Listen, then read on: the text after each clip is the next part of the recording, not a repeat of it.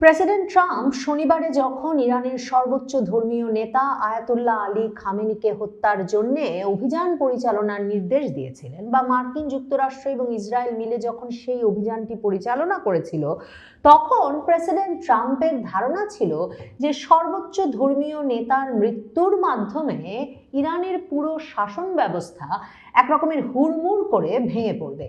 কিন্তু সে ঘটনা তো ঘটেইনি, বরং চার দিন পার হয়ে গেছে, ইরান এখনো পাল্টা হামলা বা প্রতিশোধমূলক হামলার থেকে সরে আসার কোনো ইঙ্গিত দিচ্ছে না। মার্কিন যুক্তরাষ্ট্রের ভেতরে এই নিয়ে একটা বড় ধরনের আলোচনা শুরু হয়েছে যে এই যুদ্ধের তাহলে শেষ কোথায়। প্রেসিডেন্ট ট্রাম্প অবশ্য শনিবারে এই ঘোষণা দিয়ে রেখেছিলেন যে এই অভিযান চলবে যতদিন পর্যন্ত না ইরানে শান্তি প্রতিষ্ঠিত হবে, এবং তারপর বলেছিলেন যে যতদিন পর্যন্ত না বিশ্বে শান্তি প্রতিষ্ঠিত হবে ততদিন পর্যন্ত তিনি তার এই অভিযান পরিচালনা করে যাবেন। কিন্তু প্রেসিডেন্ট ট্রাম্পের যে পাল্টা হামলা কিংবা ইরান যাকে সর্বোচ্চ প্রতিশোধ নেওয়ার অভিযান হিসেবে বর্ণনা করছে, সেই হামলার জন্য যে তার কোনো মানসিক প্রস্তুতি ছিল না, সেটা এখন মার্কিন সংবাদ মাধ্যম থেকে মার্কিন বিশ্লেষকরা, এমনকি ট্রাম্পপন্থী বিশ্লেষকেরাও সেভাবে ব্যাখ্যা করছেন। কারণ প্রেসিডেন্ট ট্রাম্প শনিবারে সর্বোচ্চ নেতা আয়াতুল্লাহ খামেনিকে হত্যার জন্য অভিযান পরিচালনার পর এবং আয়াতুল্লাহ খামেনি নিহত হওয়ার পর প্রথমেই ইরানের যে ইসলামিক রেভলিউশনারি গার্ড, সেই বাহিনীর উদ্দেশ্যে, সশস্ত্র বাহিনীর উদ্দেশ্যে, পুলিশ বাহিনীর উদ্দেশ্যে এই আহ্বান জানিয়েছিলেন যে হয় তারা আত্মসমর্পণের পথ বেছে নিতে পারে, না হলে তারা মৃত্যুর পথে যেতে পারে, মানে আত্মসমর্পণ না হলে মৃত্যু। এবং তিনি বলেছিলেন যে যদি তারা নিঃশর্ত আত্মসমর্পণ করে অস্ত্র জমা দিয়ে দেয় তাহলে কারো কোনো বিচার হবে না এবং তারা একরকমের নিশ্চিত জীবনের দিকে যেতে পারে, কিন্তু যদি তারা যুদ্ধে জড়ায় তাহলে তাদের সামনে থাকবে শুধুমাত্র মৃত্যু। কিন্তু ইসলামিক রেভলিউশনারি গার্ড থেকে শুরু করে ইরানের কোনো বাহিনী যুদ্ধে পিছু হটার কোনো লক্ষণ দেখায়নি। কারণ ইসলামিক রেভলিউশনারি গার্ড 1979 সালে ইসলামী বিপ্লবের পর গঠিত হয়েছিল এবং তাদেরকে গঠনের পেছনে যে আদর্শিক একটা অবস্থান ছিল সেটা হচ্ছে তারাই ইসলামী নেতৃত্ব এবং ইরানের ইসলামী শাসন ব্যবস্থা বজায় রাখার, তাকে সুরক্ষা দেওয়ার সর্বোচ্চ ক্ষমতাধারী সশস্ত্র বাহিনী হিসেবে সবসময় বিবেচিত হয়ে এসেছে ইরানে। কাজেই এই ইসলামী রেভলিউশনারি গার্ড তাদের সর্বোচ্চ ধর্মীয় নেতা, যার সরাসরি নেতৃত্বে তারা পরিচালিত হতো, তার মৃত্যুতে আত্মসমর্পণের পথ বেছে নেওয়ার বিষয়টি তো বিবেচনা করেইনি, বরং তারা ইসলামী শাসন ব্যবস্থা টিকিয়ে রাখতে যা যা করা প্রয়োজন এবং তাদের সর্বোচ্চ ধর্মীয় নেতার মৃত্যুর প্রতিশোধ নিতে যা করা প্রয়োজন তাই করবে বলে ঘোষণা দিয়েছে। ইসলামী রেভলিউশনারি গার্ড ইরানের, তারাই দেশের বাইরে ক্ষেপণাস্ত্র হামলা পরিচালনার বিষয়টাও তদারক করে এবং এখন পরিস্থিতিটা এমন, আমেরিকার যে দিশেহারা অবস্থা হয়েছে তার একটা বড় কারণ যে তারা তাদের যত সর্বাধুনিক অস্ত্র শস্ত্র নিয়ে মার্কিন যুক্তরাষ্ট্র এবং ইসরায়েল মিলে ইরানে হামলা চালাচ্ছে এবং ইরানের বড় ধরনের ক্ষয়ক্ষতি সাধন করছে। ইরানে বেসামরিক ব্যক্তিদের নিহত হওয়ার সংখ্যা ক্রমাগতভাবে বাড়ছে বটে, কিন্তু ইরান তার প্রতিশোধমূলক হামলায় একরকমের ব্যতিব্যস্ত করে ফেলেছে আমেরিকাকে। কারণ পুরো মধ্যপ্রাচ্য জুড়ে তারা তাদের ঘোষণা অনুযায়ী মার্কিন ঘাঁটিগুলোতে হামলা তো পরিচালনা করছেই বা সেই হামলা পরিচালনার চেষ্টা অব্যাহত রেখেছে, অন্যদিকে এখন তারা দূতাবাসগুলোকে লক্ষ্য করেও হামলা শুরু করেছে। কারণ ইরান বলছে যে শুধু মার্কিন ঘাঁটি তাদের লক্ষ্য নয়, মার্কিন স্থাপনাগুলো তারা তাদের লক্ষ্যবস্তু বলে মনে করে। এবং এই পরিস্থিতিতে বিভিন্ন মধ্যপ্রাচ্যের দেশে এখন মার্কিন যুক্তরাষ্ট্র এবং পশ্চিমের অনেক দেশ তাদের দূতাবাসগুলো বন্ধ করে দেওয়া শুরু করেছে।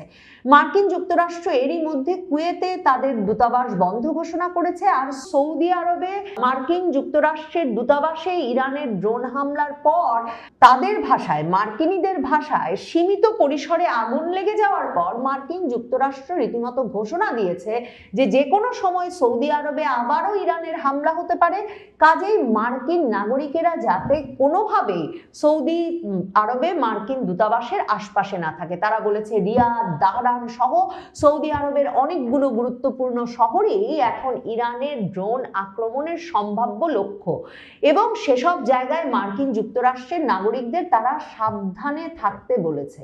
অন্যদিকে দেখেন, এই যে মার্কিন যুক্তরাষ্ট্র যে হামলা শুরু করেছে এবং যে হামলার মাধ্যমে হঠাৎ করে বিশ্বকে, বিশেষ করে পুরো মধ্যপ্রাচ্যকে একটা ভয়াবহ নিরাপত্তাহীনতার দিকে নিয়ে গেছে, এবং এর ফলে ধরুন বাংলাদেশের মতো দেশের যেসব প্রবাসী শ্রমিকেরা আমাদের সারা মধ্যপ্রাচ্য জুড়ে কাজ করেন তাদের জীবনকে হুমকির মুখে ফেলেছে। শুধু তাই নয়, এখন মার্কিন দূতাবাস তার নিজের নাগরিকদের নিরাপত্তা নিয়েই ভীষণ চিন্তিত হয়ে পড়েছে, এবং মধ্যপ্রাচ্যের দেশে দেশে তারা নির্দেশনা দিচ্ছে যে মার্কিন নাগরিকেরা যাতে নিরাপদ জায়গায় থাকার চেষ্টা করেন, এবং অন্যদিকে তারা যাতে যে কোনোভাবে বাণিজ্যিক পরিবহন ব্যবহার করে মার্কিন যুক্তরাষ্ট্রে ফিরে যাওয়ার চেষ্টা করেন। কিছু কিছু চার্টার পরিবহনেরও তারা ব্যবস্থা করছে বটে, কিন্তু তা দিয়ে সারা মধ্যপ্রাচ্য জুড়ে থাকা মার্কিনী নাগরিকদের সকলকে তারা দেশে ফিরিয়ে নিতে পারবে সেই সম্ভাবনা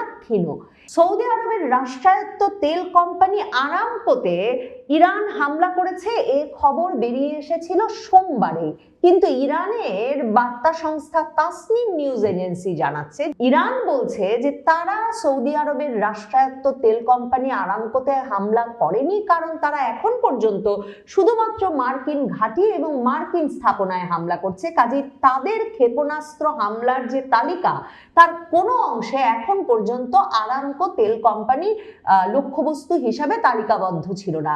ইরান বলছে বরং ইসরায়েল একটা ফলস ফ্ল্যাগ রেইজ করে তাদের একটা কৌশলগত সুবিধার জন্যে, যাতে সারা বিশ্ব আরো বেশি নিন্দাবাদে মুখর হয়ে ওঠে ইরানের বিরুদ্ধে, যে ইরান অন্য দেশের বেসামরিক স্থাপনার উপর হামলা করছে, এমন অভিযোগে ইরানকে অভিযুক্ত করতে ইসরায়েল সৌদি আরবের রাষ্ট্রায়ত্ত তেল কোম্পানি আরামকোর উপর হামলা করেছে, এবং ইরান বলছে যে তারা মনে করে এরপর আরো এ ধরনের কয়েকটি হামলা ইসরায়েল চালাবে, যাতে ইরানের হামলার বিষয়ে সারা বিশ্ব আরো বেশি সমালোচনা মুখর হয়ে ওঠে। এবং ইরান সেক্ষেত্রে বলেছে সংযুক্ত আরব আমিরাতের ফুজায়রা বন্দর এরপর ইসরায়েলের এই ফলস ফ্ল্যাগ অপারেশনের শিকার হতে পারে।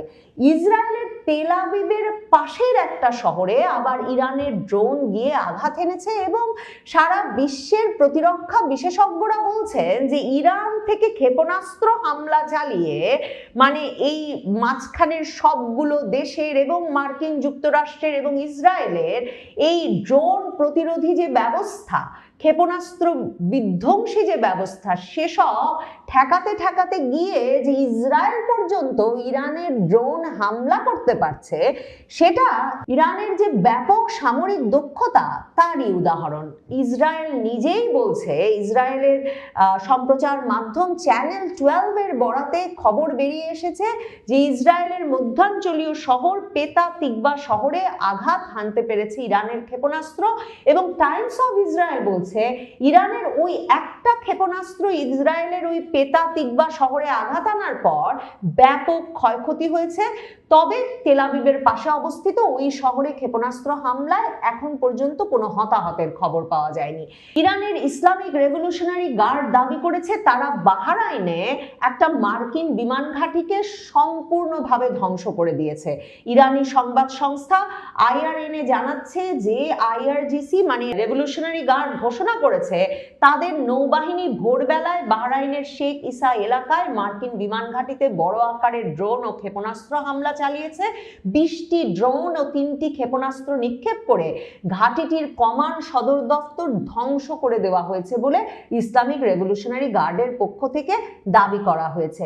এই যে পাল্টা হামলা চলছে, ইরানের জাতিসংঘে নিযুক্ত রাষ্ট্রদূত আলী বাহরাইনি বলেছেন আগ্রাসন বন্ধ না হওয়া পর্যন্ত ইরান তাদের প্রতিরক্ষা চালিয়ে যাবে যতক্ষণ না আগ্রাসন বন্ধ করা হয় ততক্ষণ পর্যন্ত ইরান, ইসরায়েল ও যুক্তরাষ্ট্রের বিরুদ্ধে প্রতিরক্ষা অভিযান চালিয়ে যাবে। প্রতিবেশী দেশের কোনো ঘাঁটি অন্য দেশকে আক্রমণ করার জন্য যদি ব্যবহার করা হয় তাহলে তাও ইরান একটা বৈধ লক্ষ্যবস্তু হিসেবে মনে করবে। তার মানে ইরান এখন পর্যন্ত যে অবস্থান নিয়েছে তাতে মার্কিন যুক্তরাষ্ট্রের তরফে বা ইসরায়েলের তরফে হামলা বন্ধ না হলে তারা হামলা বন্ধ করবে না।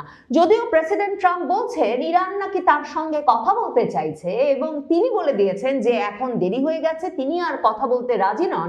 কিন্তু শনিবারেই ইরানের প্রেসিডেন্টের তরফে পরিষ্কারভাবে জানিয়ে দেওয়া হয়েছিল ইরান মার্কিন যুক্তরাষ্ট্রের সঙ্গে কোনো পর্যায়ে কোনো রকম আলাপ আলোচনা করতে রাজি নয়।